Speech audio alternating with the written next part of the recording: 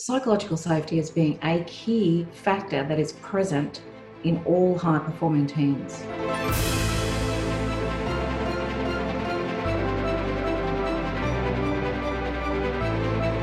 Hello. I just wanted to tell you a little bit about this week's webinar, and what I want to explore in this week's webinar is why we should be focusing on psychological safety and why this is particularly important in the COVID-19 environment. Obviously, there's been a lot of attention focused on keeping us physically safe.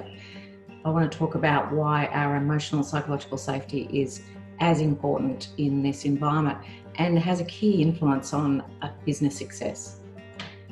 If you haven't come across the concept of psychological safety before, it's a really important one for you to understand, because we know that when people feel psychologically safe, they feel like they're appreciated. They feel that they're able to put their hand up when they have made a mistake. They feel like they can actually also call upon other team members for help. And they feel okay about actually saying, look, hey, I'm not doing okay and I'm feeling overwhelmed here. We know that there are three key things that we need to understand about psychological safety. And I want to take you through these in the webinar. The first one is, why psychological safety is the key ingredient for high-performing teams. And there's been research around this from both Google and other companies where they've looked at psychological safety as being a key factor that is present in all high-performing teams. The second thing I want to talk about is the influence of psychological safety on meeting business goals and KPIs.